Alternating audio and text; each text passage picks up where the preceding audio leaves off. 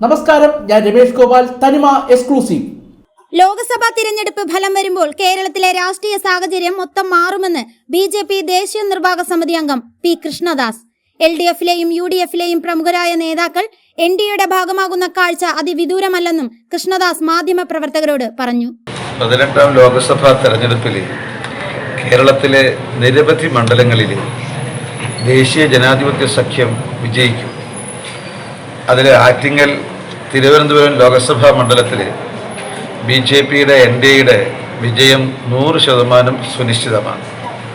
അതായത് 400 സീറ്റ് അധികം നേടി ശ്രീമാൻ നരേന്ദ്രമോദി മൂന്നാമതും രാജ്യത്തിൻ്റെ പ്രധാനമന്ത്രിയാകുമ്പോൾ ലോകസഭയ്ക്കകത്ത് നരേന്ദ്രമോദിക്ക് അനുകൂലമായി കൈകോർക്കാനും കേരളത്തിൽ നിന്നും NDA പ്രതിനിധികൾ ഉണ്ടാകും എന്നുള്ളതാണ് ഏറ്റവും ഒടുവിലത്തെ രാഷ്ട്രീയ സാഹചര്യം വ്യക്തമാക്കുന്നത്. മറ്റൊന്ന്, ഈ തെരഞ്ഞെടുപ്പോട് കൂടിയിട്ട് കേരളത്തിലെ രാഷ്ട്രീയ രംഗത്ത് സമഗ്രമായ മാറ്റം ഉണ്ടാകും. അതുപോലെ രാഷ്ട്രീയ സമവാക്യങ്ങളിലും മാറ്റം ഉണ്ടാകും. അതായത് BJPയും NDAയും കേരളത്തിലെ മുഖ്യധാരാ രാഷ്ട്രീയത്തിലേക്ക് ഉയർന്നു വരും. BJP NDA ശക്തിപ്പെടുമ്പോൾ സ്വാഭാവികമായിട്ടും പരമ്പരാഗത രാഷ്ട്രീയ ശത്രുക്കളായിട്ടുള്ള LDF UDFും ഒരുമിച്ച് നിന്ന് NDA വേഴ്സസ് UD-LDF എന്നുള്ള രീതിയിലേക്ക് കേരളത്തിൽ രാഷ്ട്രീയം മാറും. അതിൽ ഒരു കാര്യം ഞാൻ ഉറപ്പിച്ചു പറയുന്നു, നിങ്ങളീ സൂചിപ്പിച്ച 2 നേതാക്കന്മാർ മാത്രമല്ല, ഈ തെരഞ്ഞെടുപ്പ് കഴിയുമ്പോഴേക്കും CPMൽ നിന്നും കോൺഗ്രസിൽ നിന്നും BJPയിലേക്കുള്ള ഒഴുക്ക് വളരെ ശക്തമാകും. അതിൽ പ്രഗത്ഭരായ നേതാക്കന്മാരുണ്ടാകും, സാധാരണക്കാരായ പ്രവർത്തകരുണ്ടാകും. വലിയൊരു രാഷ്ട്രീയ മാറ്റമാണ് കേരളത്തിൽ ഉണ്ടാകുന്നത്.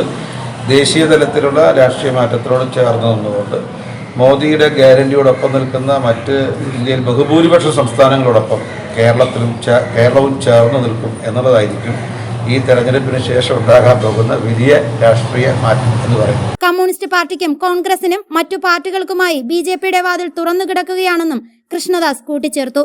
വിവിധ രാഷ്ട്രീയ പാർട്ടികളിൽ നിന്ന് നേതാക്കന്മാരും പ്രവർത്തകരും BJPയിലേക്ക് ഒഴുകും.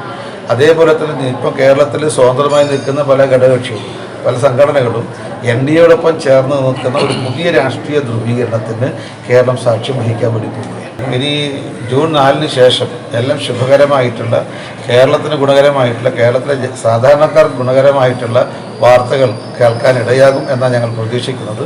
വലിയൊരു രാഷ്ട്രീയ മാറ്റം ഞങ്ങൾ പ്രതീക്ഷിക്കുക. മറ്റ് തെരഞ്ഞെടുപ്പുകളെ പോലെ ഒന്നിച്ചു നിന്ന് NDA സഖ്യത്തെ നേരിടാമെന്ന വ്യാമോഹം ഇത്തവണ നടക്കില്ലെന്നും ദേശീയ തലത്തിൽ NDA തന്നെ വീണ്ടും അധികാരത്തിലെത്തുമെന്നും അദ്ദേഹം പറഞ്ഞു.